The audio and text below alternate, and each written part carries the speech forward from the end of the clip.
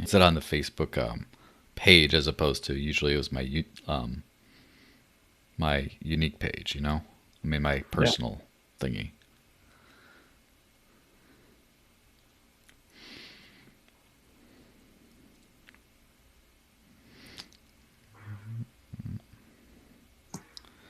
Let's see if we got something going on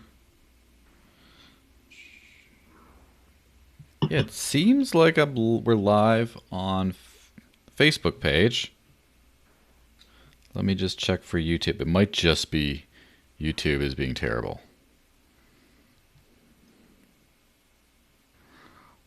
Let me just for the on the computer have a Facebook doing this. If it does, we'll roll with it as it is. Should be good. If it works, if it doesn't, it'll run the intro really. I have the fantastic pleasure of speaking with the one and only Bob Carroll, the Dash Core team. How are you since we started chatting about like 20 minutes ago? I'm still doing well. Great. You just get to sit back and watch me thrash around. YouTube's working or it's not working or whatever. But, you know, we're getting this stuff going. So I'd like to point out before we really get started that the thing that I like to do, because, you know, YouTube's being weird, is there is a live crypto super chat right here. If you go to cointr.ee/thedesertlakes, you can leave a donation with a message, and that message will show up live as we're talking. And if it takes a while, it doesn't work the right way, whatever, that'll still be around, you know, after the thing's over. And also, that's a great place to, if you like the stream, you could throw me a couple bucks and just say, hey, I thought that was great. Yeah, YouTube. Dr. Tap says YouTube seems to be working now. Well, remember, guys, I am also streaming to Facebook, and they have a Facebook page, which is Digital Cash Network, and you just go look that up, and it should be streaming live there as well. So, yeah, don't worry too much about this YouTube stuff. And also, if you guys are getting annoyed by all this stuff, you're like, well, why do I need to care? Yeah, well, it's recorded too. So you might not be watching this live. So don't worry.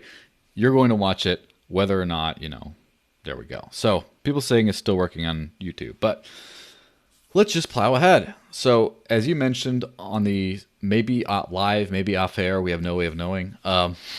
You got a pretty good sentiment after the quarterly call of last week. And yeah, it's a lot of, I think it has a lot to do with concrete deliverable dates that were actually, you know, what people expected / you know, maybe above what people expected. So can you quickly recap what those what the main deliverable dates in like 2-3 sentences or whatever, what you revealed to everyone?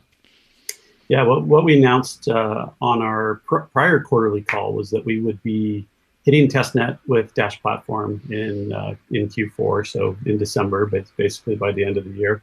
And then what we confirmed that, and obviously there's a dependency that we need to get a new Dash Core release out for that as well. So we'll hit testnet with Dash Core and Dash Platform in December, and then what we announced that was a bonus add-on was that we will have a testnet ready version for DashPay wallet as well, which is the new wallet with the ability to pay by username and all those great features. So we're excited about it. So it should be a great quarter. It's not a cakewalk, I'll tell you that.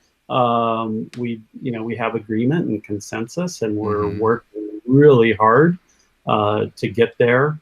But the team's really committed, and so that's the wonderful thing. And so we're excited to be able to deliver that to the community. Yeah, well, that's fantastic. I think that's one thing that a lot of people might not have understood is the question, which is integral to Dash's entire existence for many, many years, for about a half decade now, actually, is when Evo, spelled W-E-N, because, you know, memes can't be spelled properly. And so when does evolution come out? And then the question has become much more complicated. It's not been just you can give an answer. It's not just the answer that's gotten complicated. It's been the question.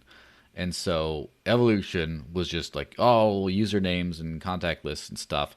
And then maybe some other stuff like recurring payments or whatever, and morphed into this thing called Dash Platform, which is, you know, way above and beyond that. And then it's like, well, when is platform out? well, what parts and what do you mean by out?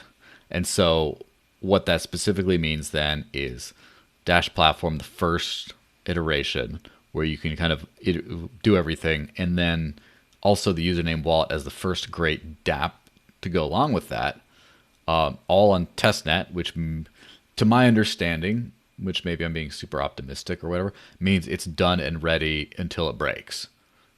Is that Yeah. kind of, yeah? I'd say that there's still some development that we'll be doing, but it's on the minor side. Mostly, it's resiliency and making sure that we're going to be ready to go to mainnet. So we expect it to break. That's why we go to testnet, is to break things. But we're not taking a broken product. There we're taking it there to really run it through its paces. So we'll be going through. The platform team's done a really great job of building out there testing suites and end tests and integration tests.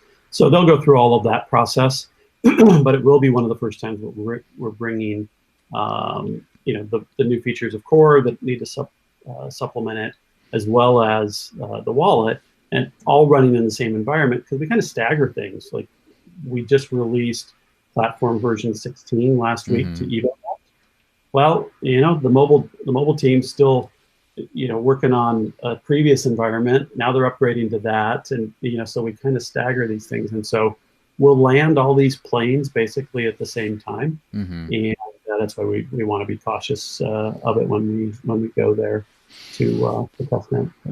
Yeah. So what platform elements are going live or going on testnet by the end of the year?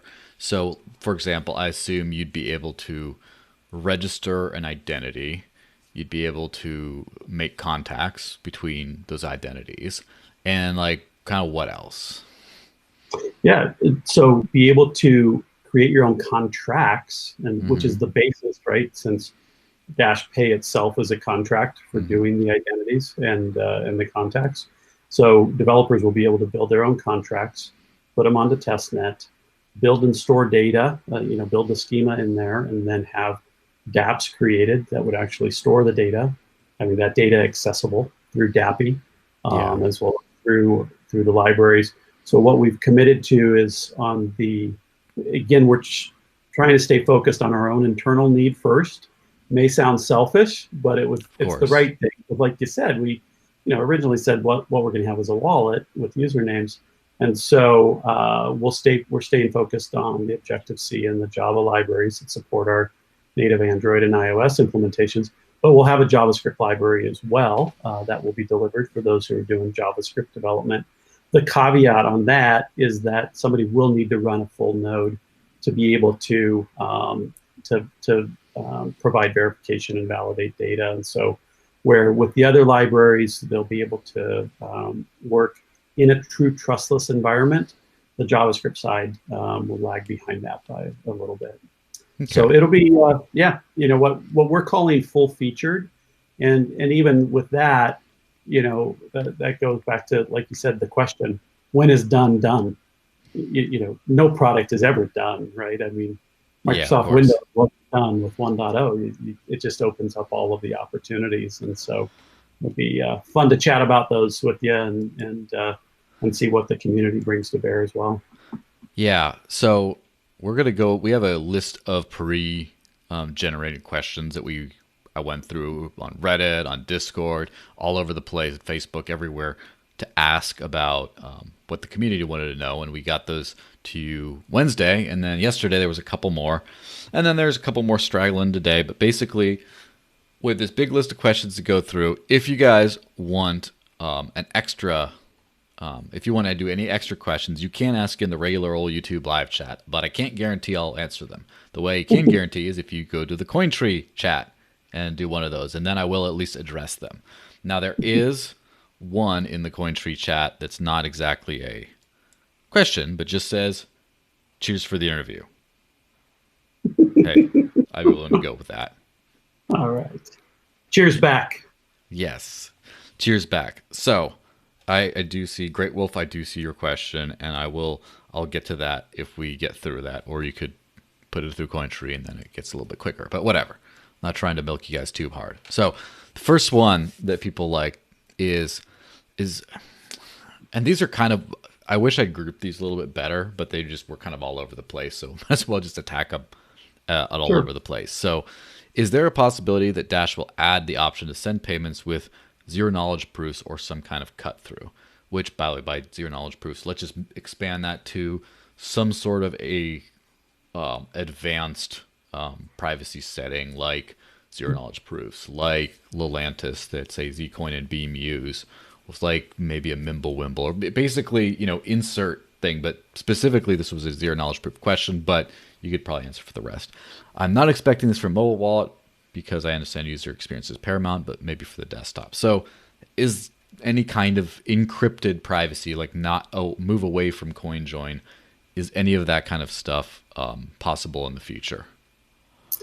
I'd say it's not the direction that we went when we initially did the zero knowledge proof research. So we worked on that with ASU, and it was a topic that we wanted to tackle because we felt like it had enough industry attention and could open up some opportunities.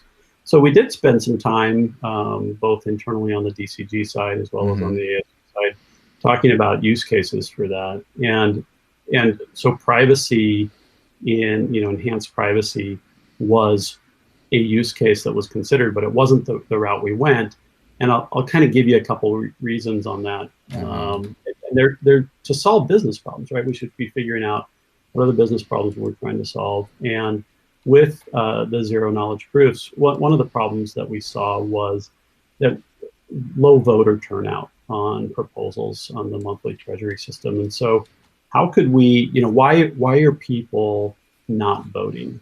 And there was a theory that was thrown out that, well, you know what, maybe people don't want to identify themselves, or they feel like their votes could be identified. And so if there was some additional privacy types of features with that, could that increase participation?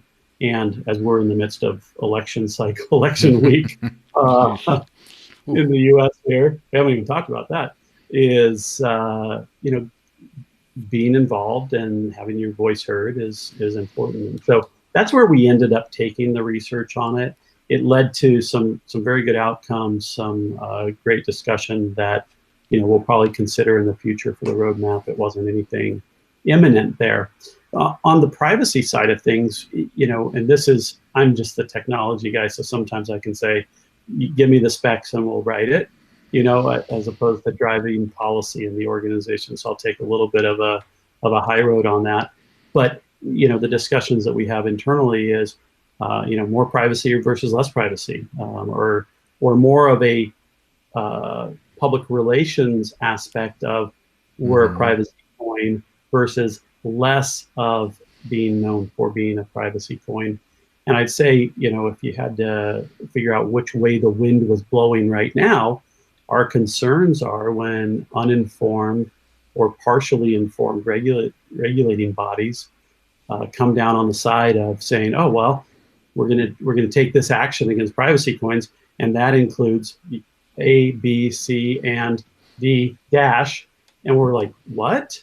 Yeah. How can we be lumped into that? And so, we can have the technical arguments of whether or not this really makes us a privacy coin or not. But I think we're going to have to be careful on just managing the perception out there as well. So the short answer on zero knowledge proofs are we have not looked at it from a transactional standpoint. We did look at it from a governance standpoint and the possibility of increasing voter turnout, which we think would be an interesting one. And, based on the way the wind's blowing right now, I don't think it would be something that would get prioritized in our own work stream to say, let's put this in for greater privacy in financial transactions. But, it's open for discussion because we're always open to listening to the community. Yeah, and I like to add a couple things on that from both the governance privacy and the transactional privacy perspective.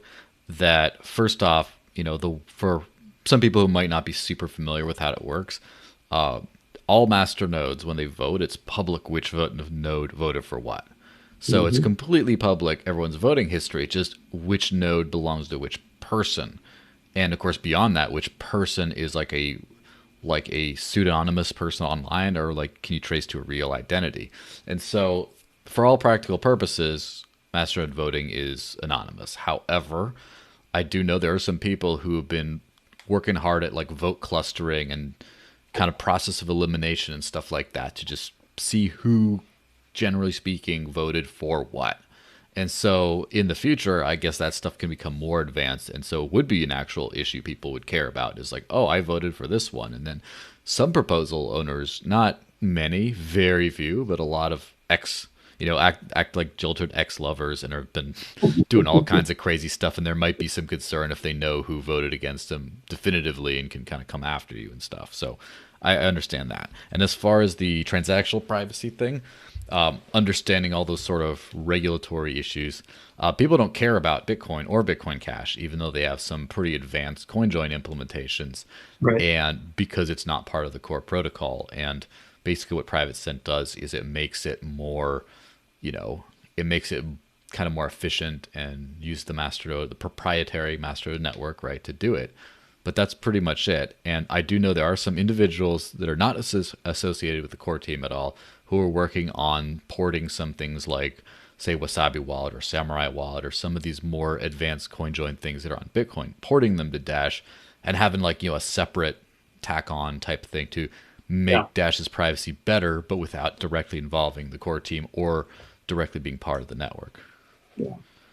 And one of the things that I think is a healthy discussion, we might get to a couple of times today, is what is the role of DCG, especially the developers at DCG, versus the community at large. And I think, one of our, one great thing is we've been successful. We've been successful at releases, consistent delivery, I think adding features that are necessary.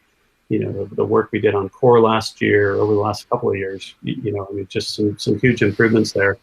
And the more we deliver, I think, as DCG, the more the community can go, man, they're doing a great job. I guess I don't really need to do something. I can work on my other projects that I might be involved with. And I'd love to see maybe a little bit more balance in that. And that doesn't mean equal participation or contributions, but I think there's this opportunity that lies ahead of us, especially with platform and dApps, but could even be with core and platform itself, is and wallets, which is what made me think of what you just said. What made me think of this is, right. We're here to build the foundation, and I don't think we've done a good job of articulating what our role is and kind of where the handoff is, how far we go, how far we don't go. But the more that we could have these collaborations with the community that says, see, that's a perfect opportunity. We took it to here, you took it to there, right? And we took this initial implementation or the core implementation, which facilitated then multiple other implementations. And I just love to, I'm kind of really hopeful and excited for the future to see more of that. But so your example was great there. And if a community member is saying, hey, should I sit back and wait for Dash to add these things? Is that on your roadmap? Are you going to surprise us like Tim Cook on an Apple event and announce this?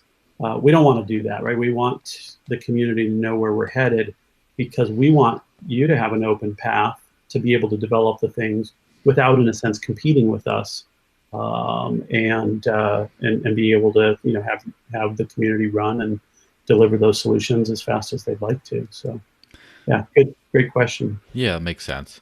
Now this next one gets a little bit into the weeds of like the next two actually are some of the harder to figure out things, the unenviable problems. The first, are there any recent thoughts or advancements regarding bad actors storing illegal material on the Dash blockchain? Yeah. So well, first of all, thanks for recognizing that it's a tricky situation. Yeah. So I appreciate that. we're not initially enforcing any type of censorship, and Mm-hmm. we've talked about it, and we manage our risks. We discuss the risks, and we think that they're quite low as far as let's say illicit content, okay, and illicit material. But basically, we've built a place to store your own data for your own applications, and it's not really going to expose other users to data that's being just stored on the platform. Data that wasn't intended to be seen by you. Mm-hmm. And so we don't think that this would cause a reputational risk or issue for Dash users or for the Dash network. But if the question is, could somebody store illicit material? Sure, they could. And I think we would think about that in mostly like large data, videos, graphic files, those types of things. And realistically, that's not what platform was built for. It won't be efficient for Mm-hmm. storing the data, especially in a decentralized manner. It's intended for metadata and text-based data on that. And so if it doesn't fit, and Mm-hmm. by the way, there's already places for people to store and transmit illicit content. And so I think that's another reason why we don't see it as a huge risk there. But one is kind of the user perspective. The other one is the Masternode perspective. Is are they taking on responsibility or risk? And I'm not a lawyer. This isn't a legal opinion, but typically the test is is somebody knowingly violating the law? Yeah. And the way data is being stored, the Masternode owner or operator, is not knowingly storing any byte or bit of information on there. Now, the DApp creator, it would be somebody who I think would be different, right? If I'm authoring a DApp and I'm putting something out there and it's malicious intent, then that could be responsible. But I don't think anybody would say that the masternodes would be knowingly storing information, so without criminal intent there. But we'll continue to monitor laws and concerns. I think the thing that we should probably learn from any social platform is that reporting is paramount, Yeah. and to ensure that we have effective and efficient reporting, that we could be able to trace it back, let's say to a particular DApp, and be able to enforce that in some way.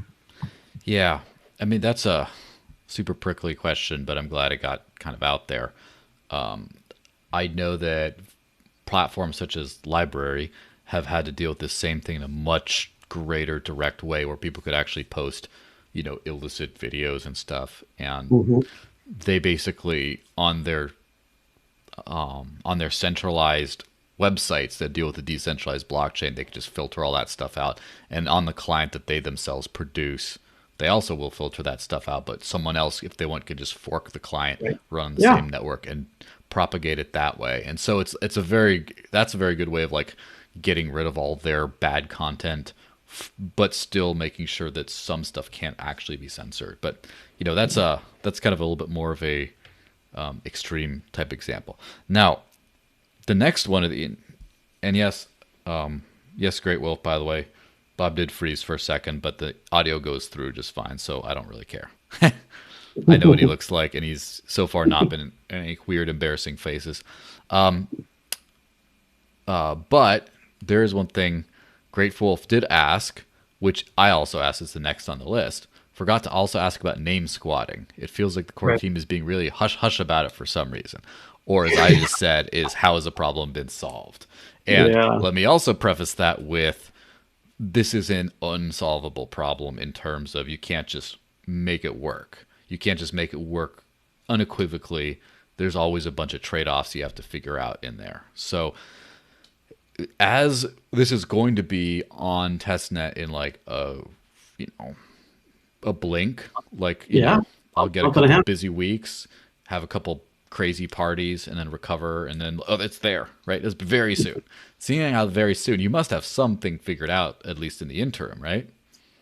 Yeah, and we, it it's fair to say we've been hush hush about it, but we haven't intentionally been hush hush about it. It's Yeah. literally just trying to, one thing at a time, and we just published the dips on DPNS and identities, and with that, it's really just the basic design of storage and the transactions for registering them and updating them and things like that. So, the implementation of it is definitely another issue, and I can tell you, I'll share with you the conversations that we've had, and maybe when you hear these, you'll say, oh, maybe I guess it wasn't that hush hush because we've heard those things before, but it hasn't been really formalized, and we could do better with that.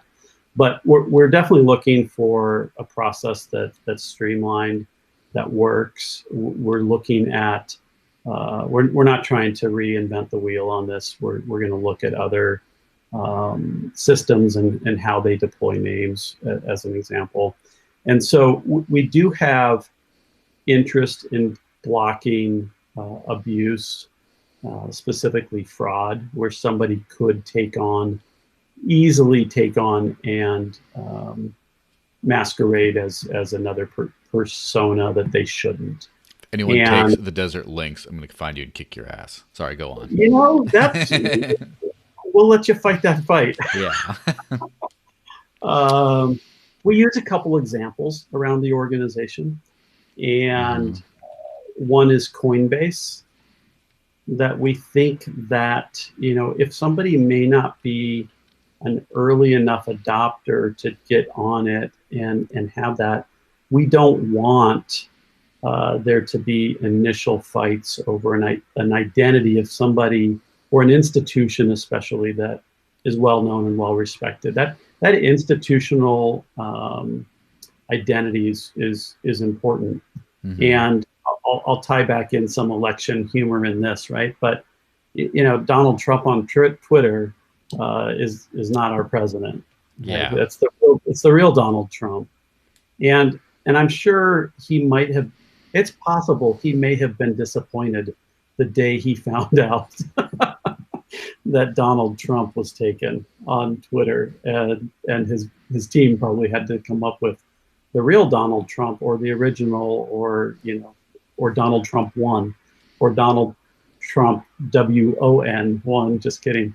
And so with that, but you're still a person, right? And so you're still just a person. And so I think when we talk about preventing abuse and fraud, we'll be looking more at institutional names. So we're going to be very cautious about reserving. We're not going to build a huge reservation system and say, hey, Joel, you've had this for so long, you should be that. And I think, we're following the lead of Ryan as well, who's like, hey, I don't need Ryan. If I get Ryan, if I have to be Ryan 1, 2, 3 XYZ, I can do that. And because we're following what other, whether it be a DNS or Gmail, whoever, it's kind of first come first serve with that that one caveat of preventing the abuse.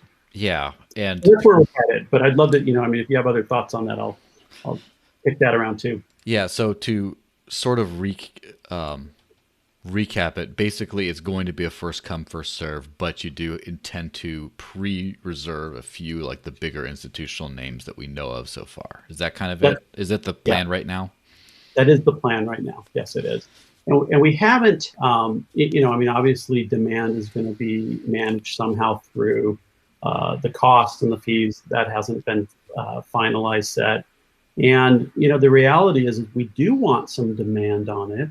And so if you reserved everything and, reserved all these names and said, well, that would suppress demand, right? Because you're taking some supply out and you're saying, hey, well, it'll be there when you need it. Well, okay, well, I don't need to register today then. Yeah. And so we'd love to see that demand happen early. I do think, the other name, even though Ryan shouldn't be reserved, Alice and Bob, I still really do think should be reserved. I don't happen to know Alice, but, as far as a typical blockchain conversation, I do think I deserve Bob. Yeah, you are Bob.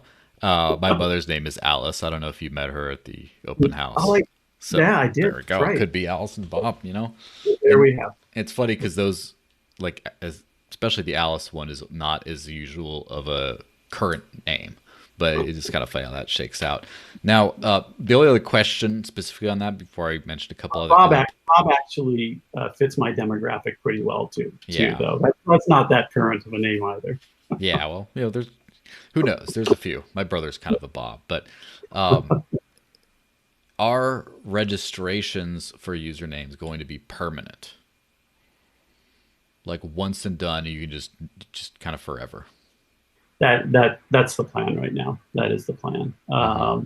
We have not developed the deletion. I mean, we have looked at changes, but yeah, that there can be multiple identities, multiple usernames with an identity. But as far as the names themselves, we believe, but well, I believe there will be a market for them. Hmm. That if you wanted to move it around, hasn't been decided on though. That has not been decided. Yeah. So now, as far as the what can be done about all this, I do know. I believe in Bitcoin SV they have hand cash those little handles, and there's pay mails as well. And I remember I didn't look into it too closely because I have poked around a little bit. I am actually doing a interview series all on usernames of all the various projects, like in Oh, great. so at some point, and then I'll do some recap videos and figure it all out. But that'll be fun to see. But I do believe that I have seen some posts of the SV community. There's a little bit of name squatting where people just squat on a bunch of names and then sold them. And Yeah, so that's kind of the way like domain names and other things like that can work. I'm sure someone can sell you like, you know, dash at gmail.com. I'm pretty sure someone has that and would be willing to sell it, or for example. And then how FIO, the Foundation for Interoperability, takes care of it is you pay a registration name, you pay a registration fee for your name, and it's for a year, and then you have to re-up every year. And hmm if you're defunct for 3 months, then you'd lose a name. It goes back on the market. And that for me is a great way of turning things over. So if you really want that name and like someone's got to keep paying for it if they really want it. On the other hand, can you imagine if you just like forgot and then you go on vacation, you come back and then people start sending money to the wrong person? That could be yeah, really messy, in my yeah, opinion. and I think there's something too about adoption and adoption periods, Hmm. and we're looking for simplicity at the beginning too, and so now if you have this unstable ground underneath it, where it's like, yeah, you had it, but you only had it for 3 months. You better use it. And again, knowing that what we're trying to go after with these usernames are people new to crypto, right? And Hmm. so, now what's the frequency of my transactions? How often am I going to transact? Hmm. The person may have never even transacted in Venmo or PayPal, right? Yeah. And now you're doing it with a different currency as well. And so I'd be reluctant to say, let's go out of the gate with a system that would have such stringent rules on it, unless I was the one who was creating the market and Hmm. wanted to profit, right, from Yeah. all those changes. We're not for profit, right? We're just facilitating the network. And so, will other solutions be able to handle those things and do that type of thing? As long as we have the ability to migrate usernames from one identity to the other, then the answer would be yes. But And that it is wasn't planned. our, yeah, not So our intention. so that's planned, but not immediately. Is to be able to migrate a username to a different identity. Um, Is it that? has been discussed. Hmm. I wouldn't say that it's been planned, but it has been discussed. Yeah. I don't think that made it into the dip. That would be the clarifying source. Yeah. Now another thing that would be now technically, right? So that's one technical question about that. The other one is I have seen for example, the way Paymail has solved this and the way email has solved this is subdomain type stuff. So Mm-hmm. you're, Bob at Gmail. And it's like, well, you can't just register every Bob. It's like, well, whoever owns that can own the subdomain. And so I heard people talking about that being possible in platform, but again, this is just chatter. And obviously it's not MVP, but is this something you're looking into, to being able to do like Bob at Dash, and so Dash has control over all the variables under at Dash for the username? There's been discussion on it, but again, nothing firm enough to really share today. I wouldn't want to mislead anybody. Yeah, that's cool. Now, before I get into too many, On DApp naming or identity naming, those types of decisions would need to be made. But subdomain itself is part of the DPNS there. Yeah, so that one was one just got asked in the live chat before. We planned credit costs of various platform actions. How will this be adjusted in the case of price fluctuations? So we add a little extra of what I was, a few bucks, and then the token went crazy. Thinking about like, all right, I got a full disclaimer, but for someone who has like, you send to a username under that system, it's not super expensive until the price goes up of the token that's used, and all of a sudden it's like, who is going to actually do this? If like Venmo lets you start for free, who's going to pay $20? You know, so basically, what have you done? Well, I was going to turn and act consistently with we want them to be negligible, right? And so, the same type of option, and by really they're negligible, we don't have anything that would prevent a user from taking that action. If somebody asked me to pay $20 for my Venmo username, I'd say, I got other avenues. I mean, literally, yeah. I have a lot of ways to pay people right now. Whether it's through my bank, even through my bank, I have a lot of, and I'll just use Zelle. That would be consistent with the way DCG then would look at, is it too high? Are there? Yeah, that makes sense. Now, for a little bit more of a register, say someone register that. Let's just say to a Dash username for our end of, but when you hit register, terms like a dollar, a fraction. We don't have the answer, and so we'll you need to throw that out into some other channels, but I don't have the answer on that right now. I think $1 would be in the air, and I'm glad you was that. Sure. Let's just absolutely. Yeah, so let's just say 50 cents is something that you're comfortable with, and then everyone kind of agrees on that. Gratefully, quadruple becomes a problem, and then now you have in that situation, introduce like a soft fork that you keep it around that agreed upon hypothetical. Let's be very clear, hypothetical 50-cent range. Yep.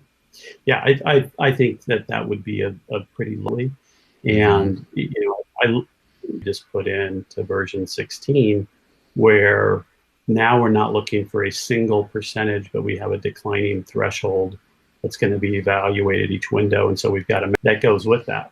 And there were reasons, right? We had reasons on why we need to implement that, and so I think it's very conceivable to do something like you just outlined there to handle price fluctuations. What I interpreted your question initially to be is, hey, what if we want to make more money on this and we need to make X bucks every month?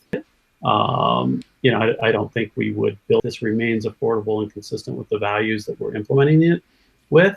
Yeah, I could see something like that. And if it wasn't initially, then how do you put a spork in there to be able to there's no design yet, put it in, but those are some weird reason. Try the Facebook page, but don't worry, this is all going to be recorded, and so it'll all come up. I'll put it up tomorrow or as soon as I can, everywhere else, so it doesn't, you don't miss. You have, Joel. How many hands? I'm holding the microphone and the one doing live chat. I think you got like 5 hands. Well, this isn't my hand. I mean, there's a robot hand, but whatever. Yeah. Then again, the joys of live streaming, right? Pre-recorded is so much more streamlined. And no, even though it's not called streaming, which is kind of ironic. But so that's a very vague question, so it doesn't, I guess, need too specific of an answer. But just sure. There's technical limits that are often built into software solutions. And one of my favorite stories, and this does age me, it tells you how old I am, but I inherited a system many years ago that was that was there a long time ago, and so it just had this two gig. It was actually running out of space, and so we just anyway. Any technical limits. So then you have to go to what are the real limits and configuration, and so we're going to have to live within reasonable limits of and the capacities that we have there. So we think we'll be able to stay in front of the demand, and we'll be watching that we're going through development and we're testing things out, and a couple of the times that we said, well, let's be ahead of that, so we don't really run into that pruning. Will be prune the chain. Sharding would also be in the future, so that we wouldn't just be a single chain, but it could be multiple chains that would be run and get at really just Masternode configurations and what's reasonable as far as overall disk size and how we want to keep that down. And again, the use cases would have a big play on that, so we're expecting a lot of text data, but everything that's space, and so we need to be able to make sure that we're efficient. Yeah, it makes sense.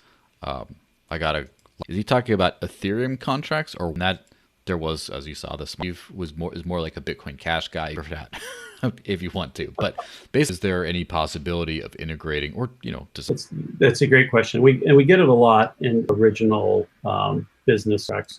There are definitions of static, and there's also although they'll be able to be versioned and things like that, but there's an element to smart as far as will we adopt is that we're not.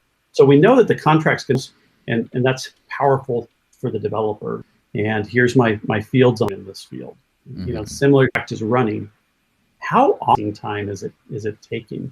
And so and that's one of the things that smart contracts have. What the execution of that is, and implement technology like that. That people would put on technology data through APIs and engaging with partners. Be careful there, and free basically.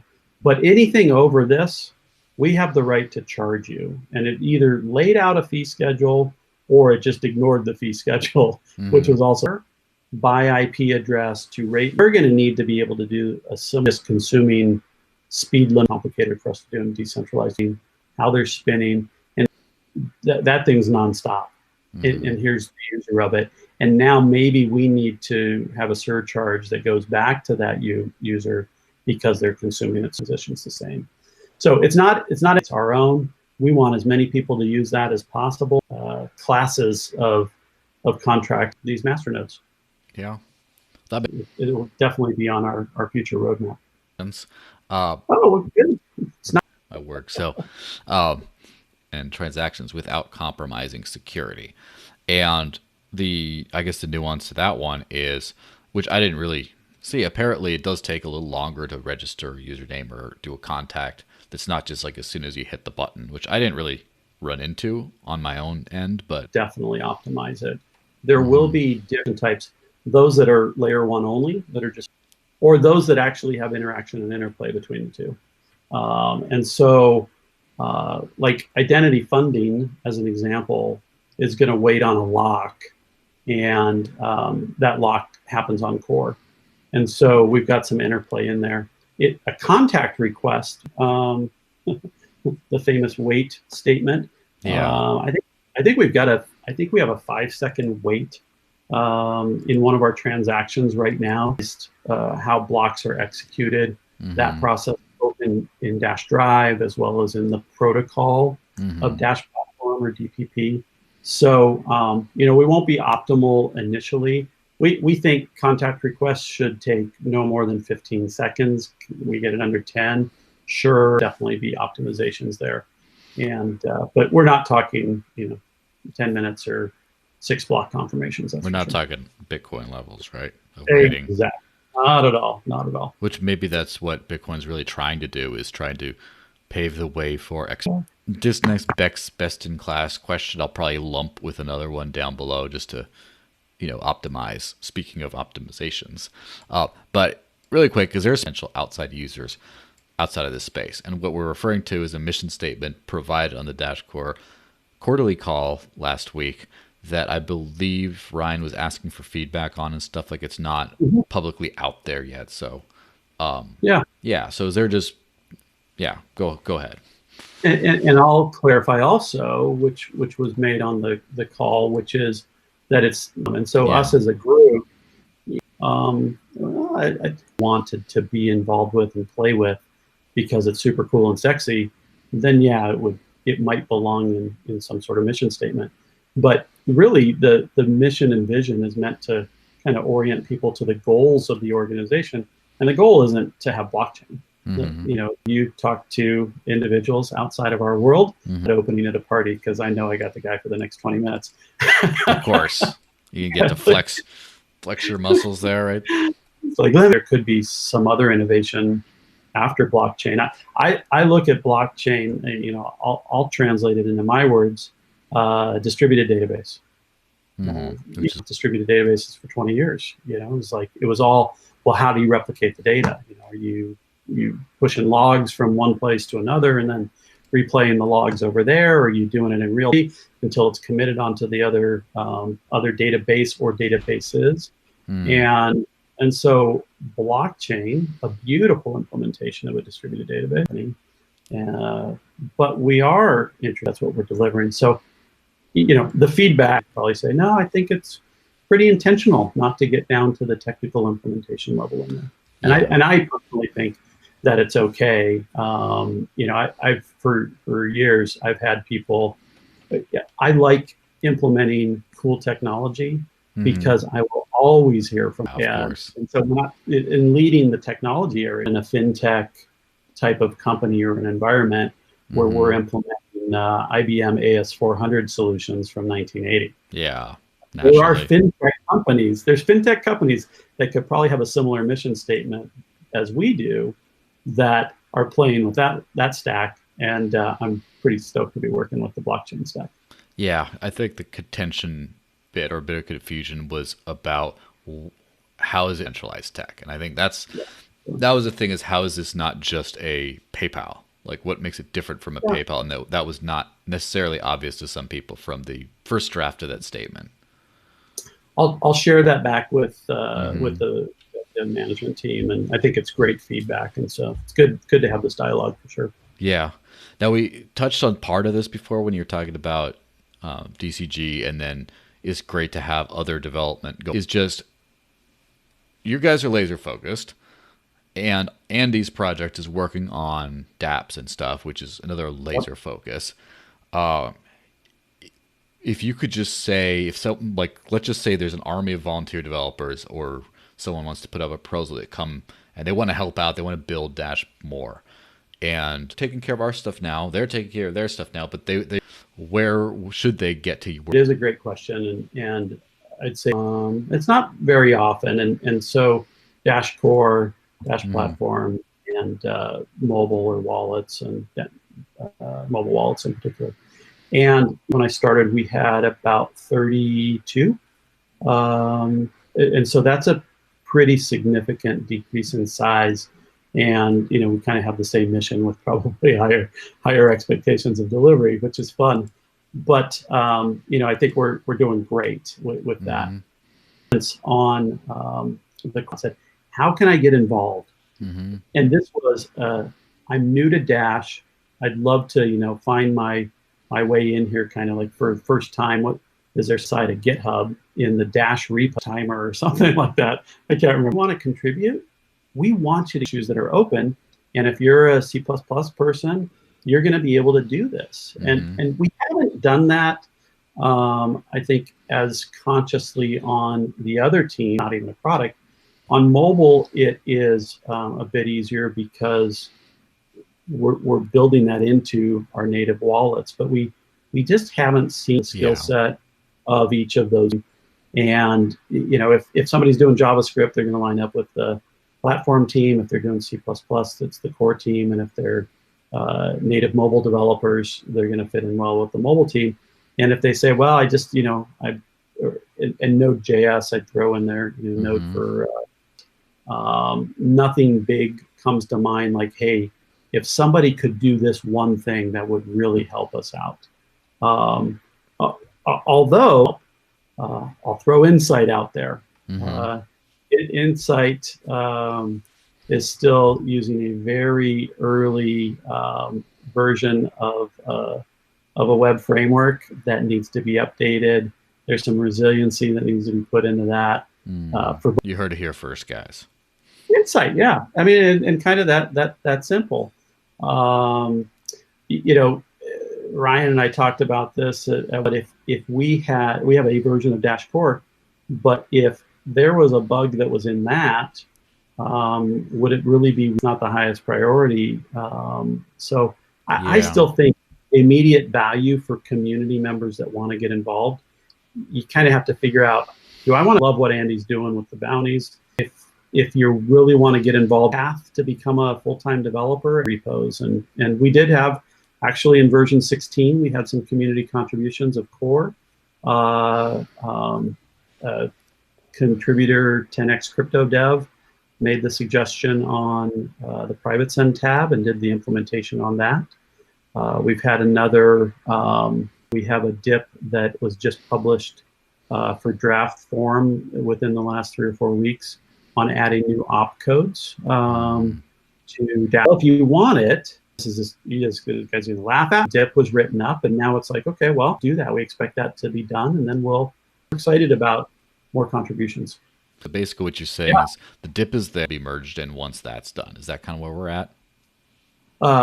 Everything, I agree with everything except for the statement of, quote, then it will be merged in. And if you're listening as dip, and so obviously again, because of another solution that we're trying to build, what you want to check, I checked with the core devs, they're like going cache and for a while. So as a community member, you can write a dip. Pay/dips repo is managed by and get it. And I think you converted to Markdown and push that out in the GitHub repo.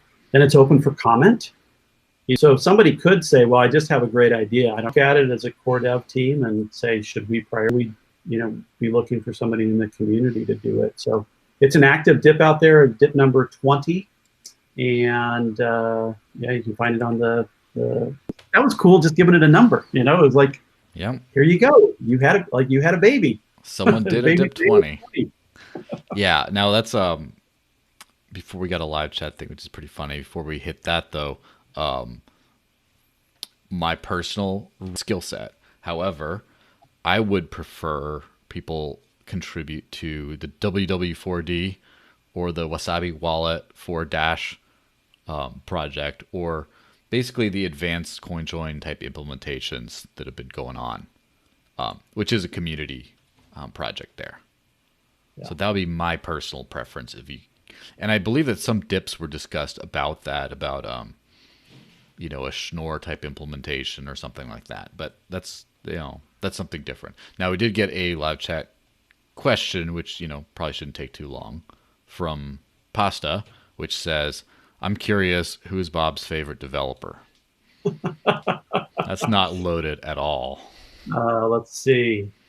My one of, I can't even. I will tell you that an answer to one of my security questions, the answer itself is a form of pasta. And the question is, what is your favorite food? And I'll leave it at that, because it could be fettuccine, linguine, spaghetti, or whatever.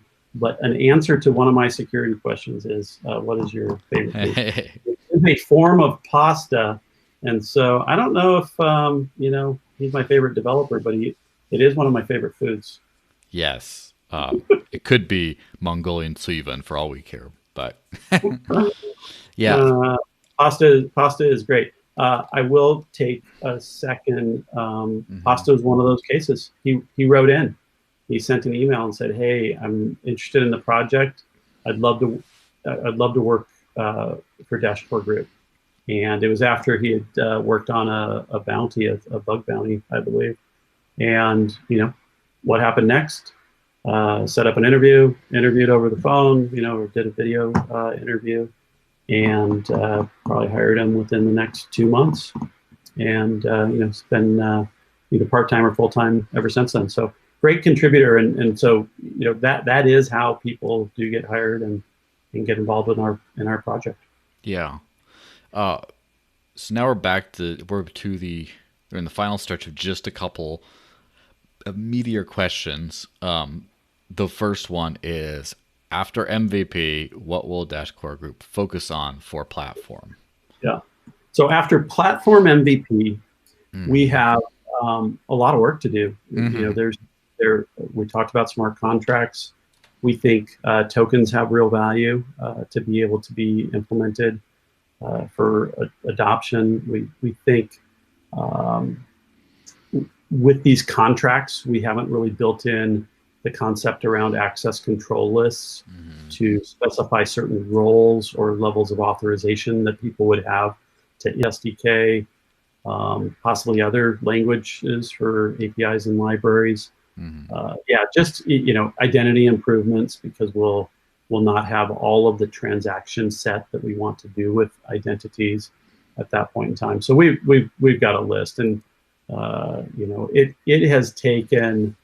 We've spent a lot of time trying to define what is really AM or minimal in that MVP wording, because we want to do it all, Of course. and it's been really challenging to kind of hold back, because we want to run with all of it.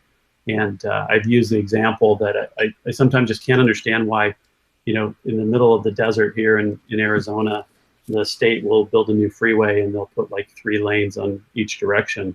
And 10 years later, they're expanding it and they're shutting us down and causing traffic jams to put in the other 3 lanes. Now you got a 6-lane freeway. And it's like, why not just do it at the beginning?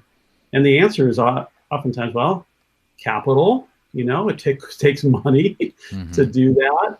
Time. And yeah, and so it's okay to go back and do something after the fact, even though it seemed obvious that we should have done it all at once. The reality is you can't. You just can't do it all at once. And so I'm appreciative that the team has been willing to pull those things back and say, okay, is it entirely necessary? And again, we pulled it back, and it's okay to do tokens afterwards. Mm-hmm. Smart contracts are not necessary for DashPay wallet. Access control lists, we are the owner of that contract. Yeah, of Okay, course. okay. And it's like, you just want to do it all. But yeah, those are some things that are off the top of my head that I think will be coming right afterwards. Yeah. Now, before we hit like the final sort of, meaty ones, there was something back here that I don't think we quite covered, from Great Wolf. Hopefully Q1 next year or something, but it's up in the Yeah, air. it is up in the air, and part of us, we Mm-hmm. just can't control when we get to mainnet on things. And so I've been very reluctant to give out, set mainnet expectations and say, we can commit to this, because there's just so many variables while we're on testnet. But so I hope you appreciate, Great Wolf can appreciate that, but also realize it's a sprint. This is literally a sprint, because once it's on testnet and it's working, and we believe that it's resilient and the network's resilient, Mm-hmm. we want it to get on mainnet. And so if we can do that within 1 quarter, we're going to be pretty excited, and that's what we'll be shooting for. Yeah, and the second part in this is mainly to help hardware wallet implementations. Do you know anything about that? I don't have information on that, and so that would be something we can take offline and get back to you on. Yeah. So now for the big nut of everything, Sure. which is starts with, do you have a comparison of the competitive advantage slash trade-offs of Hmm. Dash platform versus other username services such as FIO, ENS, Unstoppable Domains, Paymail, Handcash, etc. And with the whole preface of back in 2015 when Evan was telling the Amsterdam Bitcoin meetup or whatever it was, he's saying about, oh, we're working on this Dash evolution. It'll have like usernames and contact lists. It'll be great. And then, basically 5 years later, we're about to have something cool come out of that. In the meantime, there have been a few things that have created human readable usernames connected Yeah. to addresses and stuff. And so some people are just like, there's like that whole thing. So I've been in the process of actually looking up a few of these various projects. and trying to compare them and stuff. And I would say like a 60% understanding, and hopefully we'll be able to give 100% understanding or 90% in a few months. But what's your understanding of what? And obviously, maybe you're not familiar with each and every one of these different. Yeah, but it's okay. I think it's a great question, a fair question. Yeah. And How does Dash do it better? I'm assuming it does it better. yeah, well, I think it does it better if you're into Dash, and that's going to be a good answer for some people, and then a lousy answer for others is my assumption there. One thing that we should look at that you brought up, kind of the 2015 thing, is we have opportunities either to innovate. There's a technology adoption life cycle, right? You're either innovators or in this majority or maybe even laggards. I don't think we're laggards in decentralized identities. I wouldn't say we're the innovator though either. And so there's a great model, it's been around for years from Jeffrey Moore about the technology adoption life cycle. And you've got these innovators in between the early adopters, so after innovators, but in between early adopters and early majority, there's this chasm that he describes. And he wrote a book called Crossing the Chasm. It's a fantastic technology book, as applicable today as it was the day he wrote it. And the idea is that a lot of companies will get into this, past the innovator stage, into early adopters. You got people that are like, oh, this is cool, and using it, and the company won't make it. And the reason they don't make it is they drop into the chasm. And they haven't been able to build up the momentum or that to create a majority.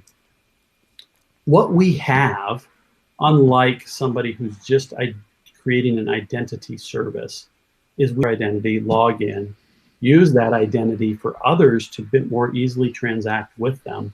And so there's added value to that identity beyond these are login credentials, right? And so if I want to use Google login, okay, the late one is, if I want to use Apple login, and I'm an Apple, I got an complete Apple stack, right? I got a complete Apple stack. And one of the things that I use the least is iCloud and my iCloud username. I don't use it. And yet, and so I have a choice in my identity solution, and there's a smattering of them. And so when you're out there and we have other identity solutions, what's going to cause that adoption? And the adoption, this is just Bob speaking, right? The adoption is not going to be feature by feature, in a matrix of, is this faster? Is this more secure? Because it's going to be a wash. Technically, these solutions will be a wash. The adoption will happen not because of greater technology, but ease and convenience. So now I'm using my Dash wallet, and I want to conduct in Dash. I'm holding Dash, holding Dash and using Dash. Now I want my Dash username and identity, and that is what's going to cause the adoption, and that's why we will be left standing as a solution. Now, will somebody say, I want my Dash username to be my ubiquitous username and identity that I use across all things crypto, or all things internet, or all things gaming, or all things whatever? And that's another question on adoption and biz dev is, can we get in there, right? Are you logging with your favorite gaming console or dashboard using your Dash username? Well, if it's just because I love my username, maybe not. First of all, are we integrated with that gaming system? But if that gaming system is a combination, the power of the wallet and the identity is significant. And so those who are identity solutions only, I'd say, have a real uphill battle on that. And I'd say, and so I'm not answering anything specifically, as kind of unconventional and maybe contrarian as that sounds, they initially come out and say, yeah, well, we just do the same things. And kind of the way you pose the question, you're like, well, big deal. No. It is a big deal because we want to have the base set of features that everybody else has, a certain level of security, but the utility of it is going to come from the integration with the wallet and additional uses to transact. So I think that's where the differentiators really come in. I don't expect the differentiators to be technical. It'll always be leapfrog. Somebody's going to do something else. Or, somebody's going to be a leader. Somebody's going to be a follower. But I don't find ourselves even as a laggard at this point in time, even though it's so many adopters of crypto-based identities. Absolutely, right? Yeah. This has not hit the majority yet at all. Are Mm-hmm. we a lot later than we wanted to be? Yeah, but you know what? If we had been as early as we could have been, I'm pretty bullish on it. Yeah, I mean, I am as well for various reasons, but honestly, if you look at almost all these username solutions out there, while they exist, and while I like to say that Dash's solution doesn't exist, even though it does exist and will hit testnet and will be mainnet very soon. It's not like sending receiving mainnet Dash right now. So for me, it doesn't exist. The whereas, so for example, again, this is That's not a the technical term. That is a technical term. yes or jank, but this is not a this is just my opinion. It's successor Hive. I've sent Hive stuff around, and just to a username. And the problem is, you get to just see all the transactions that go to the username publicly, which is pretty crazy. It's like back in the single address years of before HD wallets, except now it's human readable. And then I was like sending something to like some exchange ID, and it's like, send to Bittrex, but you have to include the special code too, otherwise it'll just be lost forever. And it's like, again, I'm not ripping on any of this stuff because it did work and it was like a good solution ahead of time, but that's not something anyone's going to use. And I've seen ENS stuff like I saw a registration video. I still have to actually get an ENS name at some point, but I saw the registration video and I'm just like, what? People are gonna, and I've seen it. You work in a wallet where someone just types in their ENS username and then it just spits out an address, and it's like, all right, well, you sent to that address now, and like, do you have to remember that's You're still sending by address. yeah, and there's just a bunch of sense where the strongest contender I've seen so far seems to be FIO, but as you pointed out, no one needs FIO really because no one uses it. It's an on-top solution for other things. Whereas if I have Dash and the Dash username sends my Dash, no one has FIO. Unless it's to get other stuff, unless it's to say other names. So that's what I thought of when you said that. Yeah, and if you think about centralized federated identity systems, which even in an enterprise, like that's kind of like the ultimate for an enterprise. It's like, hey, we're gonna have federated identities, and so there's a whole smattering of centralized solutions out there. They're difficult to implement, and the utility of them just isn't really there. And so I think the same thing exists in the decentralized world. It's a challenge. As you go forward with that project, though, I would, and you may already be working with Dana on it, but I think that would be, insightful both directions for yourself as well as for Dana, for those comparisons, and that would be a good project. Yeah, absolutely. And that is just sort of I'm embarking on as, basically what I do is like every week I'll release some sort of interview with someone on the subject from different things, and then have like a few comparison videos and other things about that. So look forward over the next several months. And obviously I want to do this all so that it wraps up somewhere around the time when Dash usernames are out there, testnet or hopefully mainnet. So it's not going to be like next week that this is like a long time, but just anyway, look forward to that. So the last question, which is not, I jumped around in order a little bit, but it's kind of sequentially as far as like thought process. Is there a field/area in which Dash can develop a needed and wanted feature for which it can be best in class outside of the pure payments field? So that's what Dash's main thing is, to be a payments system, I guess, a decentralized payment system. That was kind of like the digital cash mantra, and it's trying to be the best in class for that. And this question came with a whole bunch of extra wording of context behind it, which was thinking, oh, well, what if PayPal becomes how people send and receive crypto in the future? What if this and that? Basically, from the context of Dash as the best payment coin is not going to take us over the finish line. Is going to lead us to irrelevance, which I do not subscribe to that point of view. But I'm just saying, in that context, is there another thing that Dash can seek to be best in class in that's not just payments? Yeah. And I think, we would be cautious to not try to be the best at everything, Of course. or even too many things. And so, but we probably would want to be the most convenient in things, the simplest to use, the easiest to use, and those would be some things that we would look at.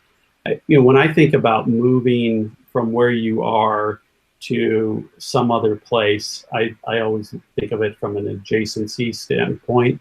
Is there an adjacent market or adjacent field that you could move into? And so, you mentioned payments. Are there things that are adjacent to that? And so, as I mentioned around dApps, if the dApp is a free dApp and there's no sense of monetization in it all, it may not be necessarily the right spot for Dash to move into. However, if there's payments inside of it, but yet it's not a payment-oriented thing, it's online gaming, well, then that might still be something that you could move into. So I think payments will always be there. The other areas that I think of when I think of Dash strengths, and just two come to mind.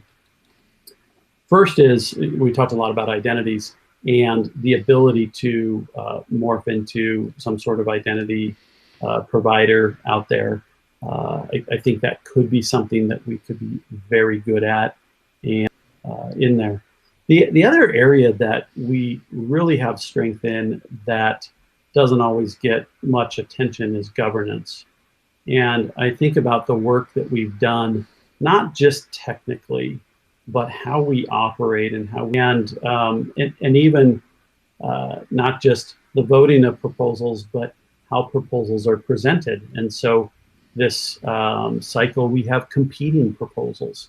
The fact that there is a system and a method to have competing proposals is something that many organizations and entities that need governance don't really know how to solve. And so I could see that being something that could morph into something else. But I think for the time being, we'll continue to look at payments, how we can leverage that, maybe look at other adjacency. And I honestly, kind of going back to the role of DCG, I believe our role is to build the foundation and to create, and especially with platform, to have some extensibility there that people can build on and have that foundation that then anyone with any ideas or areas of expertise, industry expertise, types of implementations, mobile, web, etc., the opportunities are endless. And I think then we kind of have that power of the network effect of, hey, not only can this be done, or not only is this being done, but it's being done in a decentralized, trustless network. And there's reasons why, insert whatever year we're in at that point in time, why in this year we should be. So I really look forward to watching these things come out. Well, let me just add the end stamp on my own feeling on a best-in-class type thing is, and it breaks down what is money, what is payments, which is a transfer of value. And all value is information, a certain kind of information. And I notice, the story I tell all the time is there was a certain legislator in New Hampshire here who got arrested for whatever reason later, and he had one thing he was not arrested for.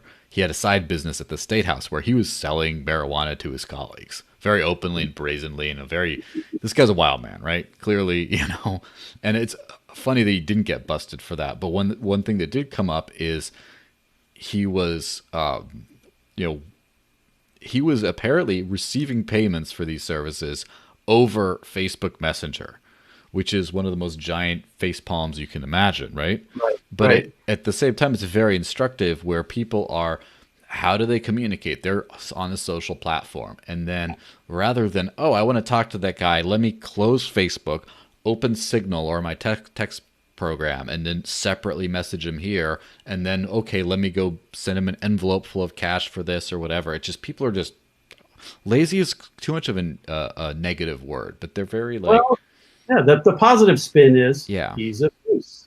yes, It would be easy to use. ease of use. I'm hanging out. I see this guy posting stuff. I like the thing that reminds me, hey, I want to do a business transaction with him. You start messaging him on the same platform, which has a money function that you just send right to him, all in one little thing, and is Signal, which is kind of funny to say because I just, hey, thanks for the whatever. What's your address? And they paste an address, and I took that on my Dash wallet and send it. They're like, that's already how it happens. And even with usernames, when you're like, oh, I can send to Bob, just at Bob and not a new address, there might be a, hey, can I also do this? Or, oh, I forgot this thing too. Let me send that. There's communication that happens.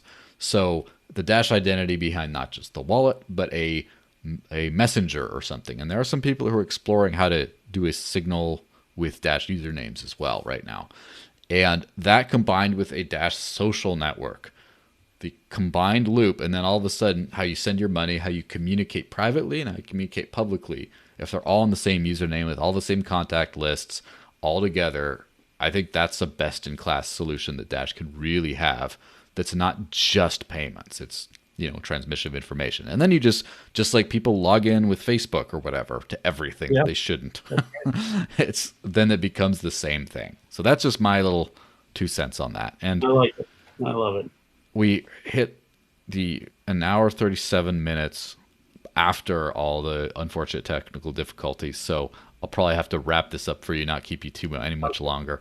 But for people who are listening to this live, I have been recording the whole time. So if anything got skipped over, I'm going to upload in short order the whole thing. So you can just go over and watch the whole thing and not miss out on anything due to YouTube being grumpy. Facebook was fine, but YouTube was grumpy.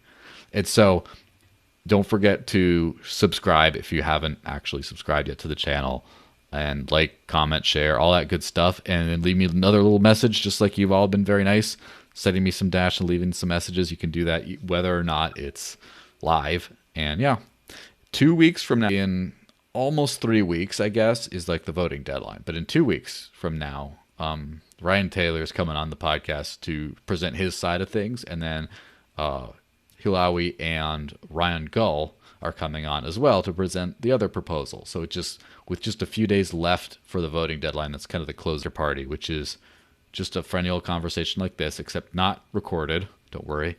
As many people as you want goes to the wee hour, start asking around, where's the after party? And you can come hang out. I'll be there a little later, not in the beginning. But any final words, Bob? No, I appreciate you having me on this week, and love to engage with the community as much as possible. So reach out at bob@dash.org, or reach out to the developers directly. We'd love to have participation. Or reach out to me, and I'll make sure. And for the epic showdown. See you guys. All right.